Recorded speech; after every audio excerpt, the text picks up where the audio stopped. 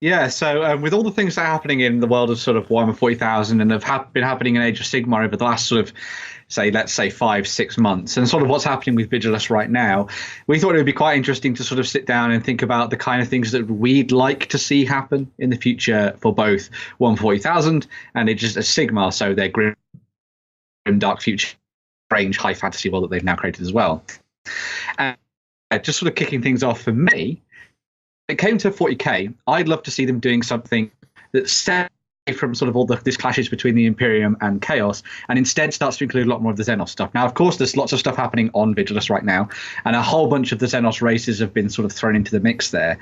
But I'd love to see them doing something with particularly the Tyranids, because I think that could be quite fascinating, especially with what's happening now with the Ultramarines and them sort of taking the fore again against the Black Legion. Maybe if we saw another sort of tyrannic invasion, another tyrannic war, that could be kind of cool. Sort of a lot of the planets on the fringes being sort of subsumed by the Tyranids, that could be kind of good. Or of course you've got things like the Tau. Like the Tau have been stepping out of things for quite a while now, but it'd be nice to see them coming back into the fore, and the greater good sort of making another push potentially into some of the areas of space to see how that's going on, because I'd love to see another threat to the Imperium. And now sort of while things are kind of in this sort of baking period where things are starting to get a little bit better for them, you know, the Primaris are out there sort of doing their thing and reclaiming worlds and stuff, but it'd be nice to see what would happen if the Xenos threat suddenly was ramped up to 11 in the world of 40k. I think that could be kind of good. Well, I actually have been reading the Orcs Codex recently, the new one that came out. And according to the Orcs, so you know the Great Rift in the Imperium? Aye. Yeah, they don't see it as the Great Rift. That's Gork's smile. Yeah. Their god has tore open the heavens to smile upon them and sent them tough gits to fight. And the Orcs are now gathering anything and everything they can convert into a spaceship and flying directly into the warp. Okay. Well, that's That the sounds place to get a perfect. fight. Yeah. I am expecting to see Chaos Orcs. Is that what you want? You want big mutated orcs? Hell yes! Chaos Orcs could look amazing. I did once see that as a conversion piece in White Dwarf years and years ago. They did a whole. It was for Warhammer Fantasy Battles at the time, but they did a whole bunch of different chaosified. But I remember a chaosified lizard man army that really caught my attention back then, because lizard men. Yeah, but what you're most likely going to see is, so Games Workshop have now shown they're not scared to advance the storyline a bit. And what we know currently in the background is that Belisarius Cawl is off trying to recreate the Necron technology and seal the Great Rift once more. However, Gulliman is also pushing him to create more and more machines of war. So I am expecting to see a huge, massive, gigantic, glorious expansion to the mighty Primaris Marines. I really want to see, well, with Ben's thing about the Xenos, I have always wanted to see and would love to see, and it's not just because I love some of the stuff to do with Space Marines. I want to see a Space Marine that's turned Tau. Because the whole thing with the greater good is the fact that anybody should join. And I really want a Space Marine that feels, or it's maybe a chapter. And I don't want them to dress as Space Marines anymore. I'd love them to have battle suits and all that kind of stuff and be properly part of the Tau empire. That could be intriguing. But just the idea that this Space Marine captain has gone, no, that if we join the greater good, that's better for the Imperium. Now, would this be the older generation of Space Marine or Primaris? I don't mind either. Either of them would be cool. Because the problem is, background wise, they talk about the town, they talk about their auxilia and stuff. But normally, miniatures wise, you see Kroot and you see Vespid. I can't remember seeing an actual. Is it Gular? They call them the human auxilia. There've been a few conversions Yes. over there, which are both basically Imperial Guard with Tau weapons. Yeah, That's about it. And although I have seen people convert Tau Fire Warriors so that it's the armor, they convert the hands and the heads. Yeah. And then it becomes a guardsman. And the feet, because otherwise you got hooves. Oh, yes. But yeah, the idea that because they had Huron Blackheart, isn't it? Huron Blackheart, Huron yes. Blackheart. He was a loyalist. They have a rebellion. He turns traitor, but I don't want to just see Space Marines turn traitor. I'd rather see space. Like they would still be traitors as far as the Imperium are concerned, but I don't need them to have spikes and stuff. Yeah, because there was the period where they started to do a lot of stuff talking about the renegades, where they're not Chaos Space Marines, but they don't believe in the edicts of the Emperor and the Imperium, and so you've got a lot of Space Marines that sort of step away from their chapter and become almost like mercenaries in the world. Corsairs? Yeah, so the ones that like cross out their imperial insignia and stuff like that. But they so that could be kind of cool. Background-wide, changed the red Corsairs become Chaos. Yeah, they're Chaos Marines. So they start. You're right. They start off as just anti-Imperium, not necessarily anti-human, anti-order. They're just anti-Imperium, and it would be nice if they had some of that back in it. Some kind of reasoning why. Yeah. Honestly, what I'd love to see is maybe a new race, something completely new that we've never seen before. How would that fit into the lore at this time? Honestly, you could see the old ones make a return, or them sending in a new genetically enhanced race, because as far as we know within the lore, the old ones actually left our galaxy, and there's a few of them left. There's a theory out there that it's actually the Tyranids was their creation sent to wipe out all life in our galaxy so that they could come and take it back. I like that. Yeah, but we know where the old ones ended up already. They ended up in the world of Warhammer Fantasy Battles. That's where they went. They also got ate by the Catan. Yeah. See, that was really sad because Games Workshop used to have the fact that they never explicitly stated whether they were or weren't linked. They could be connected, yeah. And then, unfortunately, and I believe it was what I'm going to call old Games Workshop, which is the period in between like, the old and now, they then went, no, there's no connection whatsoever because... and part of that, I imagine, was them wanting to write I think they were called Time of Legends. The novels? Yeah. The Sigmar book. Yeah, the Time of Legends. Yeah. Because I always thought that Sigmar was one of the lost Primarchs. It was one of the Primarchs, Because that would have been it would explain everything. It'd be really cool. Like a guy that can come to Earth and suddenly like forge an empire in a single lifetime. Yeah.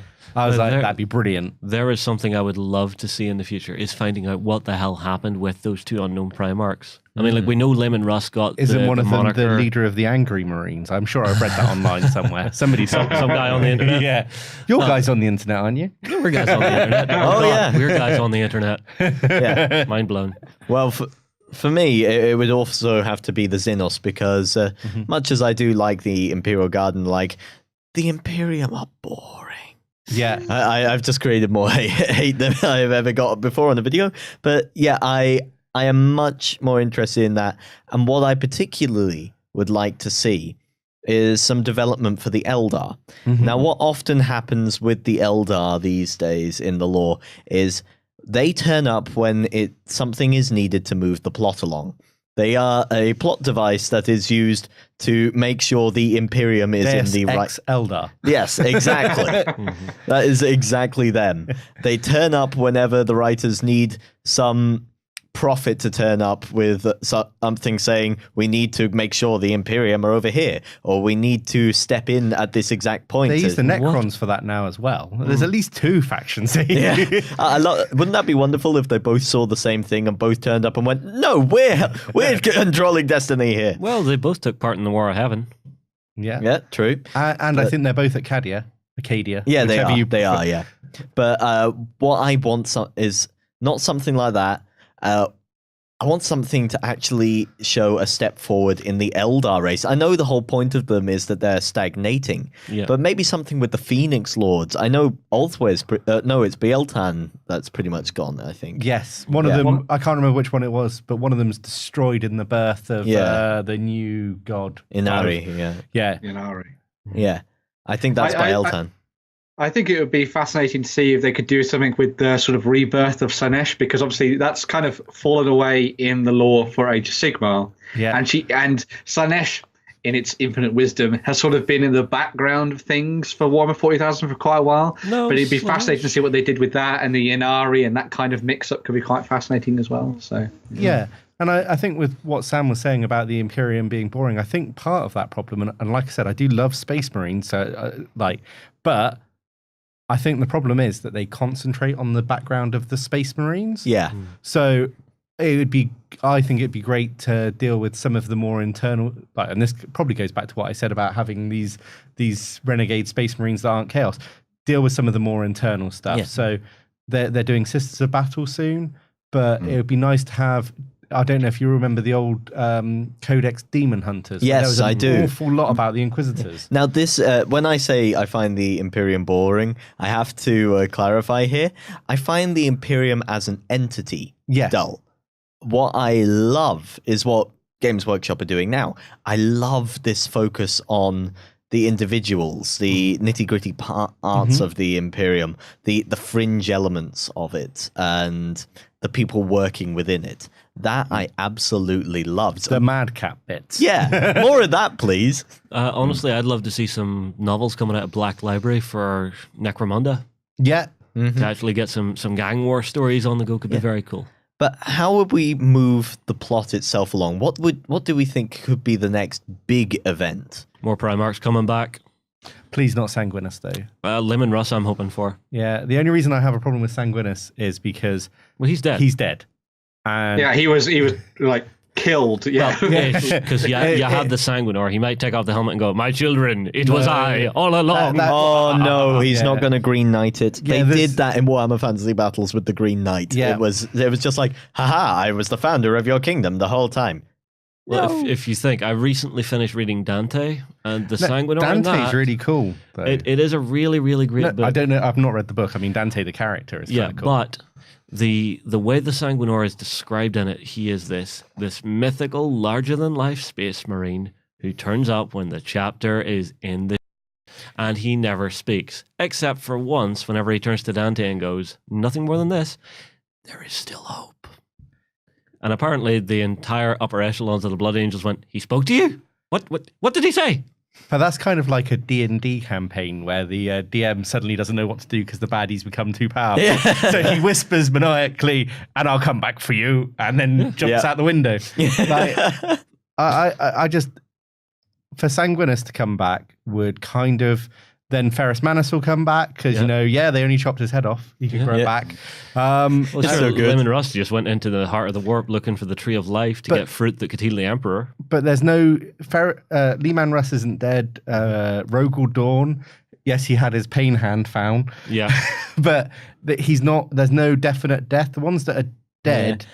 Like having Horus turn back up again. Well, they tried to resurrect him. That went badly. Yeah. The leader of the Salamanders has been dead a couple of times, and he keeps getting better. Lionel Johnson's still alive, isn't he? Yeah, he's been locked he's in the rock. stasis. Yeah. No, he's not in stasis. He's been just locked in the rock. Isn't No, that's it. Well, now we're gonna go proper into I this. think we've already stepped proper over the 40k line. conspiracy theorist. That is unknown whether that is Lionel Johnson or Luther, one of his Fair parents. point. Fair point. Do you know one of the? So I was going to go something I found sad when they retconned it in the history. Yeah. So there's a really old book called Dark Angels. I think it's by Gav Thorpe, and the whole way through they're interrogating a fallen Dark Angel. Yep, I have the book. It's amazing. Like this is going to be spoilery, so if you don't like it, cover your ears. But they go the whole way through the book and they're interrogating this. He's lost his headset. Yeah. They interrogate this fallen angel. Yeah, and get him to admit what he's done. Yeah, and they're getting him to admit what he's done. And then he goes, at the end, it's something along the lines of, "Oh, you thought that the lion was on the side of the emperor and was coming back. He was just waiting to see who won." Yeah. And you're like, oh my God, the lion was actually a traitor, potentially. Well, it showed I think there was a novel whenever it was actually dealing with the Dark Angels and the Horus You Heresy. can listen now, I think, Sam. Where it... Pardon? Okay. Lionel Johnson is a demon prince. Kidding. Right. No, there was a thing in the Horus Heresy where it actually did show him being incredibly indecisive. He could be courageous, he could be fantastic, but he could also be incredibly self-serving, selfish, and insecure. But I think that's all the Primarchs. Yeah. Well, that's a lot for the 40k universe. Now, I know none of us have as much experience with Age of Sigmar. Maybe, Ben, you have the most of it.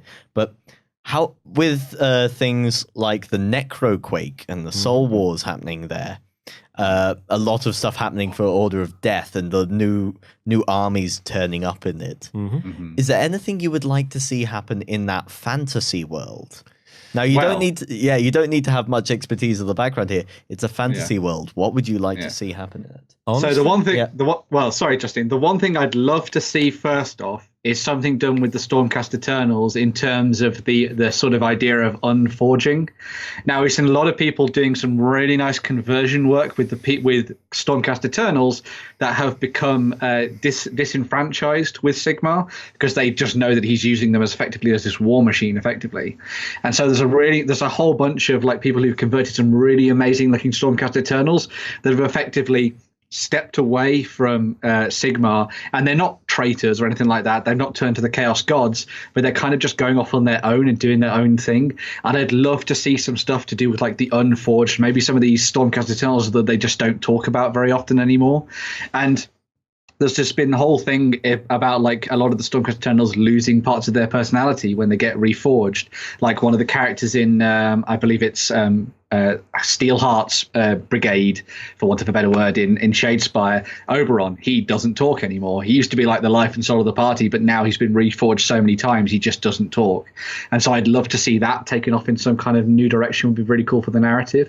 The other thing that I'd love to see sort of goes into sort of what I've been talking about with the Xenos in 40k is I'd love to see Destruction come to the fore as like the next big chapter and the next big,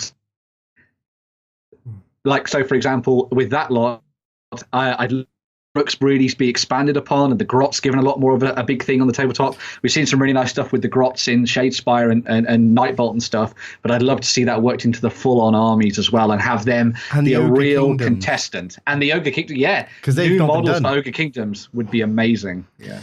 what I would love to see is a bit of a novel.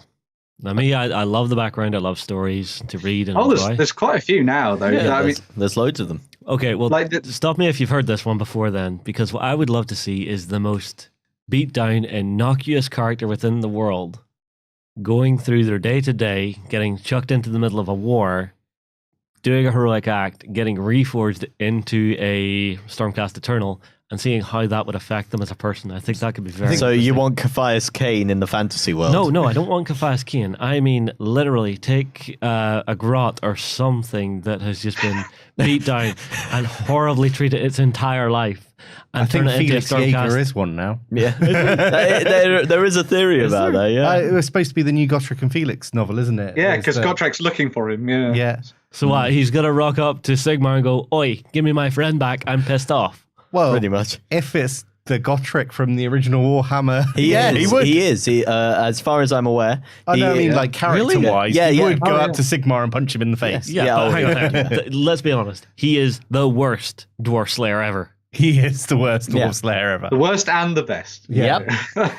By far. For me, I want to see more about the relationship between the new factions of elves that there are in this. Oh, yeah. A bit odd here because I was talking about Eldar in for 40k and now the Eldari for 40k and now the elves for the Elves.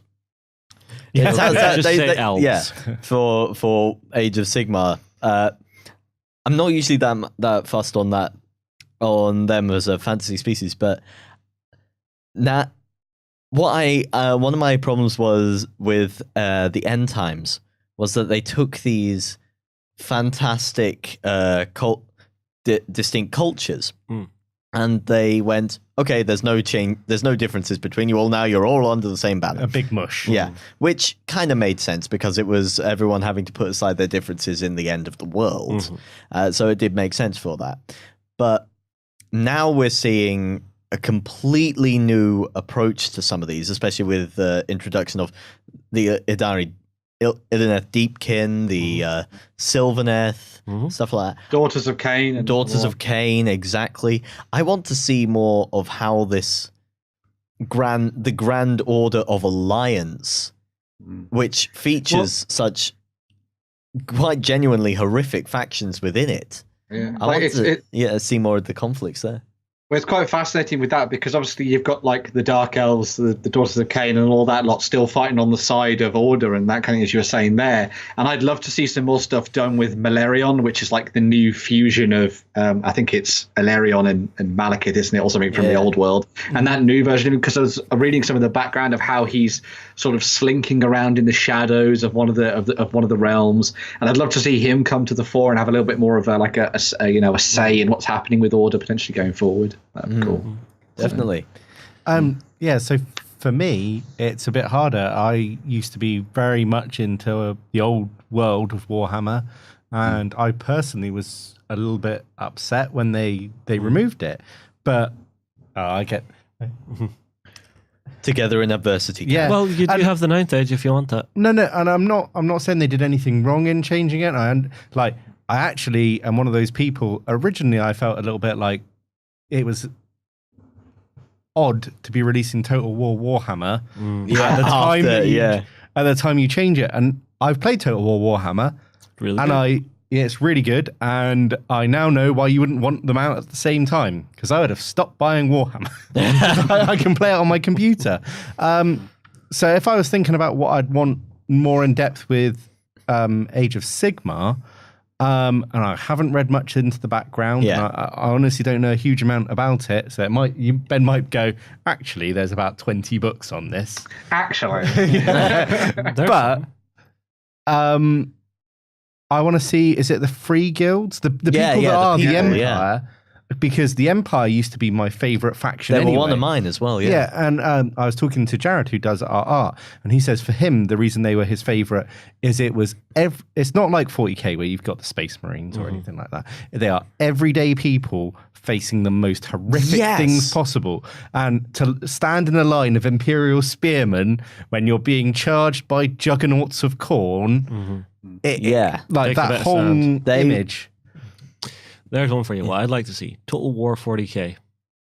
Yes, I would like to see that too. I don't think it would work as well because that's mass rank. It's more for mass rank battle focus. Have you played 40k? I have, but I have played it. But the way it's often portrayed is individual heroes. Yeah, but don't forget they're doing. I'm going off tangent completely. Go ahead. They're doing the Three Kingdoms, Legends of the Three Kingdoms, and if you know anything about the romance of the Three Kingdoms, and the actual romance is incredibly old. If you'd told me it influenced the ideas behind Warhammer as well as all the other stuff that could have done, I wouldn't be surprised. Like Zhang Fei, Guang. I'm going to get all of these names wrong. Never Guangzhou. pursue Lu Bu. Yeah, you never pursue Lu Bu. So yeah, if the game they're talking about having them as even larger than life than the Warhammer heroes. I mean, the problem you've got is it would be quite a good representation of 40k because the Space Marines never take cover anyway. Good point. Okay, well, I think that about wraps it up for this one. Yeah. Please be sure to let us know what you thought about this. Where would you like to see Warhammer 40k and Age of Sigmar in the future? What ideas for the lore do you have? Or what would you like to see making its way to the tabletop? There'll now be hundreds of comments of Sanguinus after I said, please not Sanguinus. Well, Think your fanfic now. if you put in one of those 100 comments for Sanguinus, remember, you could be in with a chance of winning some foreground stuff. So It's like a double very bird. sad. Cad is sponsoring his own destruction. Okay,